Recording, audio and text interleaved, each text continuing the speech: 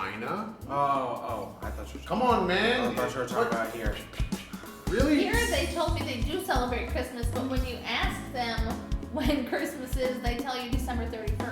Well, that's Not my students, because my students, I just did that because yesterday was a holiday, and so we were talking about, and it was funny because in the book it was talking about holidays, and so I was able to talk about all the holidays that were in the book, which were all the Western holidays minus Thanksgiving and Father's Day, because fathers get the shaft. I talked about Father's Day. And they, it was very funny when I asked them yesterday, was it a holiday in Egypt? It's like one person says no, next person says yes, the other one says maybe, the other one says no. I'm like, guys, did you go to work today? Did you go to school today? And they all just sat there, and one woman was just like, no, it's not a holiday. And I was like, really? And the problem is they call the weekend a holiday. Yeah, and they so call then they were Friday like, the no, holiday. it's not a holiday. It's like, that's not what a holiday is. A Your day holiday off is is not not your your day off. weekend. Yeah. But Your day that's off is not your holiday, that's and a they whole say other it problem every here in day. Egypt. They have quite a few things that whoever was teaching them English in the schools, they all make the same mistakes, which are very interesting. Deers. Dears. Yeah. When they address folks, because I've seen this on Facebook, because I'm in a couple of groups for expats in Egypt, and when an Egyptian person addresses the group, they'll say dears. And one in particular said, dears, I'm looking to improve my English so I can sound like an American. And an American commented in the bottom, Stop or in saying the dears. thing, first thing you need to do is get rid of dears. Yeah. Because that's not something we say in English. It's not a thing. No. At all. Nope. Yeah, I don't know. There's just some things like Christmas Father. One, I don't know how you messed that up, but All I had in my head was a German character. It's just Christmas Father. I don't get. There's a bunch of stuff like that I'm now finding with English that is all of my students seem to know it, which to me says it was taught in the schools. Like this the is a writing normal thing. style? Oh God, that's not a style. Don't call it a style. Please don't call it a style. They do this not- is just a really bad way of writing, like writing where your letters are cut in half by the line. Like you don't write on the line, you write right on the line. Yeah. And so, Or you don't capitalize the first letter, but you capitalize the word talk and in the middle of the sentence. P's are B's and P's, and they're capitalized all the time. I mean, it's like where did this whole writing thing come from? Because none of this is like English. So whoever's teaching this and whoever's teaching those people to teach, they're the ones that literally have no idea. And it's very interesting that there are even where we are, the amount of English that is known among people that are working as people that are supposed to be knowledgeable about English is still very low. And so, I just tend to not say anything. That's why I put up the thing this week. I'm not gonna explain. I'm just not explaining to these people anymore, and it because there's no point. They literally do not want to understand because their comeback is that's how we do it in Egypt. And if that's your comeback, and that means you don't want to learn, and it's like then there's no point in me saying anything. Yeah, So last now I night, don't say anything. I was talking to one of the teachers who used to work for the phone company that we are using. And so I was asking her, hey, can you help me with understanding what this says? That's how this whole conversation started. I got a message in Arabic. I couldn't understand what it said. And if I screenshot it, go away and translate it and come back, the thing will be gone. So I went out and said, excuse me, can you tell me what this says? And I don't think she really ever told me what it says. She just said, oh, we have to do this. And I said, okay, what do I need to do then? Tell me what I should do. And she could never tell me. And it ended up that I needed to recharge the balance on the phone. But even someone who worked for the company couldn't tell me how to do it. And she's a teacher. So then she's like, oh, you should just go to the branch. And I said, I don't know where the branch is. Now it's dark. It's 6 o'clock. It's dark. Sun goes down around 5:30. And I'm at work until 10. And she said, oh, you can just go. You have an hour's break. You can go. And I looked at her. I was like, who has an hour's break? She said, we all have an hour's break every day. And I was like, no. Okay. She's like, you can just go and go over there and go. And she's telling me where it is. And I just looked at her and I said, okay, I'll go tomorrow. Because I'm not going anywhere in the dark by myself. Oh, it's Egypt. It's very safe. Yeah, the very safe thing. It might be to But I them. don't feel that way. Right, but it doesn't feel as safe as China did. No, I would walk down the street in China at 1 o'clock in the morning with my entire salary in my pocket. I wouldn't worry about a thing. Yeah, it's a weird. I In wonder. cash, and mind you. I wonder why it doesn't feel safe. Because the streets are better lit. They are, but the traffic is also more. Yeah, but At why, night. what does that make you feel safe or unsafe?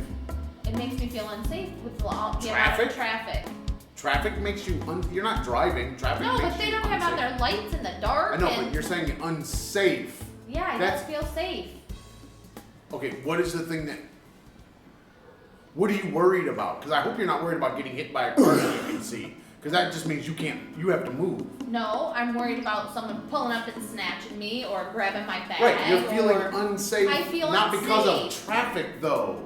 But there's a Okay, tell me this. If you were standing on a road and one car went by every 5 minutes, would you feel safer in that scenario than if there was a constant steady line of which one feels safer to you? I don't know. I guess it depends on the environment. No, I'm saying the environment's the same. One car every 5 minutes or constant traffic. Which one Probably feels safer? One car every 5 minutes. That feels safer Because then because I'm not you gonna. have nobody seeing you. You have nobody to yell for. Yeah, but even if if there's all somebody this grabbed you or traffic, snatched you or whatever. if there's all this traffic, I don't know that anybody's gonna help me. I don't know that anybody's You gonna don't do ever anything. know that. I don't think that's what makes you feel safe or unsafe, is it? Because you never know that. I just don't feel safe. I want to know what would make you feel safe. Like what would have to change between walking from here over to the school? What would have to change in order to feel safe? Like what would have to be there or not there? I don't know.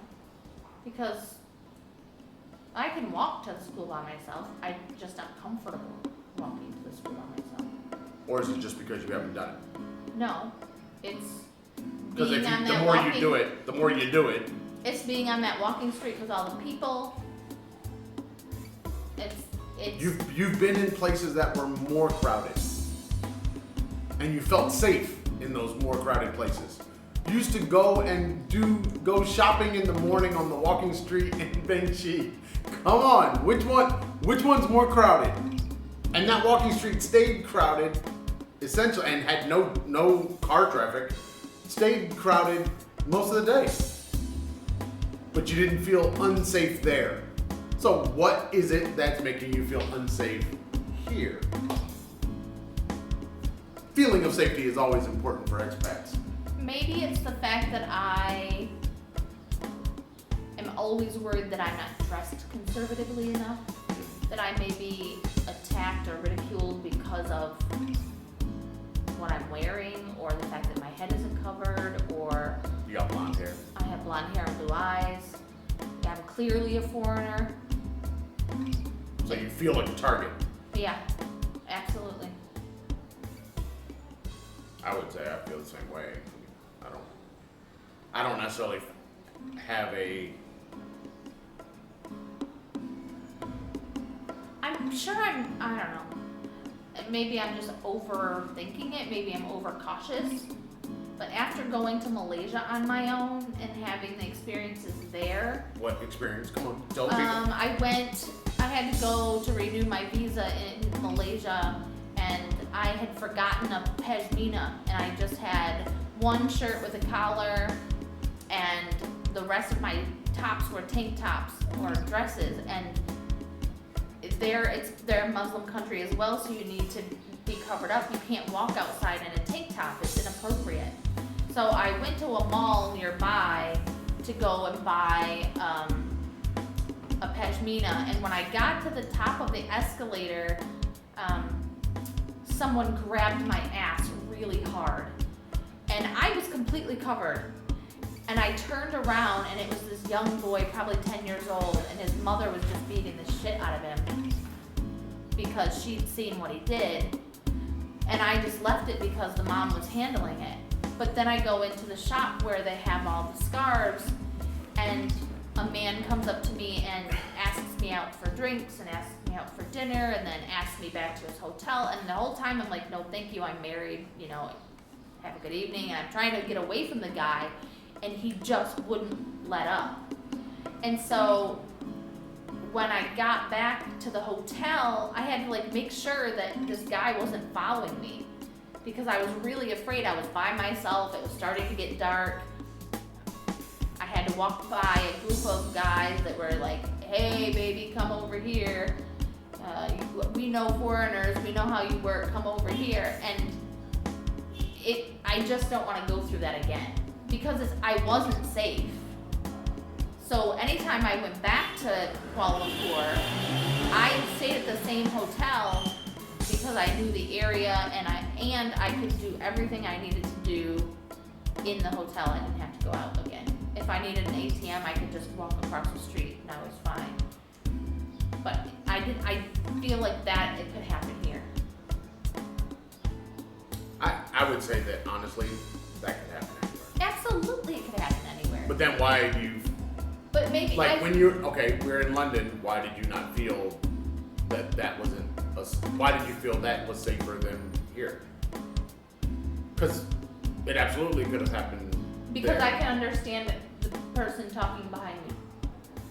I can't understand the person talking behind me. So the fact that you understand the language meant that you felt safer? It meant that I could be more aware of what's going on around me.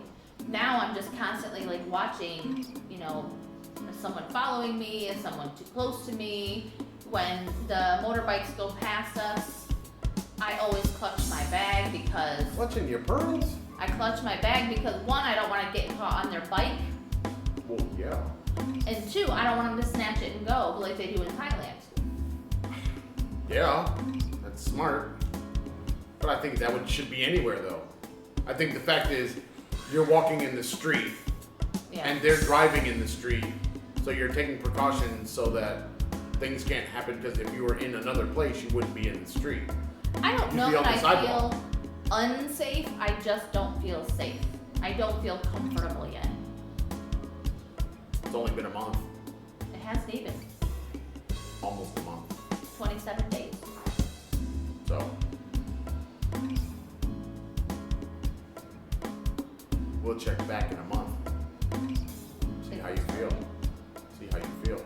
Yeah, I went down by myself yesterday because. Dun dun dun. Because Dude, this is like podcast worthy. You said you had nothing. Continue. I just remembered. This is why you write it down. That was the watermelon and the dish soap. And Keegan hadn't taken her nap yet. No matter what George says, showered. do not eat those together. Continue. Just dip the watermelon in the dish soap. No, you cut the watermelon, you take out a little bit, you do the dish soap on top, and then you dig in, and it all fights COVID, right? Why the watermelon? Anyway, I went down and I didn't feel anything. But then when I go down with Keegan, I'm always looking around. And Keegan's never behind me. She's either to the side of me or in front of me.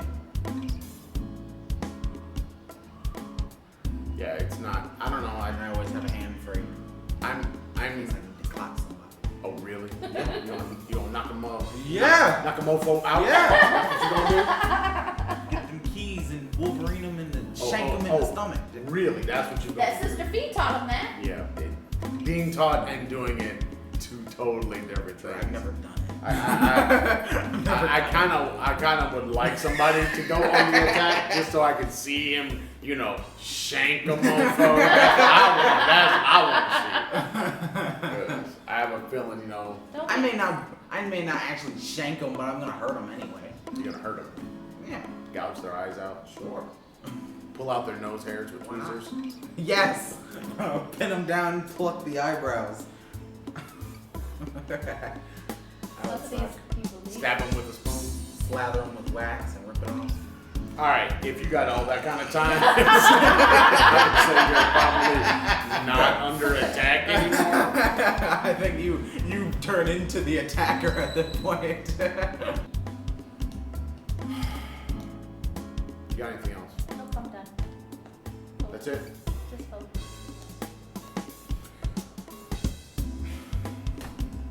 No, I'm sorry. If you want to follow the Traveling Farrs, you can find us at the YouTube, Facebook, Pinterest, iTunes, Spotify, or wherever awesome podcasts are sold for free at the Traveling Farrs. If you like the Instagram or the Twitters, you can find us at Traveling Farrs, which lots of stuff is going up on the Instagram these days. If you want to email the Karen lady, you can email her at travelingfars@gmail.com. And the blog space, which is supposedly all worked out now and everything is up and going. thetravelingfars.blueberry.net. No E's in the blue here. And Blueberry has been following me, I think, or the Traveling Fars, or both on the Instagram. So thank you so much. We'd love to see you on the Instagrams. I will be participating in a panel discussion about how you as a family can live abroad, work abroad, how to make money. We're still trying to figure out the money thing. Different things. I will have Aaron put my code and the link There's a code and a link. to the virtual seminar, so that if you would like to attend, you can use my code I and think you need to make a post on the blog space. okay, And then share the post. I can do that. And give it to me. But it's the Wandering Moms Exodus Fest, and I will Ooh, it's a fest. put up the information, or have Aaron put it in the description so that you can get your tickets. We'll put it everywhere. How about that? Did you ever pick a picture? Do you have to give me the picture so I can send them to her today? Okay. I mean, they're just on gimbal 1 over there. Okay. And if you want to give us money and help the podcast keep going so we can bring you all of this juicy content, go to patreon.com/thetravelingfars. The Do things it. you can't see that we can see. We've got plans. Different And things. we've got the GoFundMe, The GoFundMe, Traveling Fars. and we've got the Cash App, We do. It's the the Cash App? $, the Traveling Fars, and we've got the PayPal. and that is the Traveling Fars at PayPal. So, all the money, all the resources that come in to keep us going, we appreciate it. We love you. We need you. We have to have you. Sending you socially distanced hugs. Which is literally no hug at all, but we're not going to talk about that. That makes those people like our friends who don't like to be touched more comfortable. Yeah, social distancing is only bad for part of the population. Right. The introverts are all here The for other it. part are introverts and germaphobes are like, good, They're I like, wanna touch yes, finally, we It's can a- walk around it's a- and be safe. you. It's a rule, I don't have to touch you. It's like, yes. I know somebody wanted to shake my hand or something, and I was just like, we're doing the fist bump now. And I think I showed one class is like, because we were talking about the numbers, I think in the U.S., the 500,000 people in 7 days Yes. got COVID, and we were talking about that in relation to here and there and what they were seeing on the street, what I was seeing, and it was like like, yeah, everybody's doing the elbow bump thing, man. People are not even, and he was like, no, there's so many people here. They're still kissing. I and saw still, that on the it's street like, one day. well, why would anybody do that? And for me, I tend to try to stay 6 feet away from everybody walking, Yeah, it's not you easy know, to do. and you're trying to really stay away from people without getting hit by the car that's coming up behind you. Or the motorcycle, or There, you know, people are getting it real bad in the States, so hopefully it just stays away from here. I watched one day. Stays away from wherever we are. How about that? This man was standing there. 3 men came up. Each one of them kissed him, hugged him, shook his hand, and then walked away. Did the 3 men have a baby though? No, no baby. All right, let's get out of here. What? 3 men and a baby, man. Oh man, I failed as a We parent. really gotta get you caught up on all of your 80s movies, your 80s, 90s movies. You're lacking. You have a gap. We get me internet and I'll watch. We it don't on have to that. have It's internet. On, No. it's They're on Tom the Selleck. hard drives. You can watch them, man. It is Tom Selleck. Tom Selleck has nothing to do with internet. No, it's just a movie. The mustache is there, man. I know who Tom Selleck is. Magpie is in it. And Richard Steve from Gutenberg from Police Academy. Yeah. I didn't know. You don't even know Police Academy. Look at him. Told you. I know we've watched at least one of those. No. If Aaron saw Police Academy, Aaron will remember Police Academy because Police Academy got lots of big old ladies. Yeah, I remember that. See? Told you. I told you. Say goodbye to the people. Bye. Say goodbye to the I've people. only seen Revenge Happy of the Nerds Halloween. once, and Say goodbye to the people.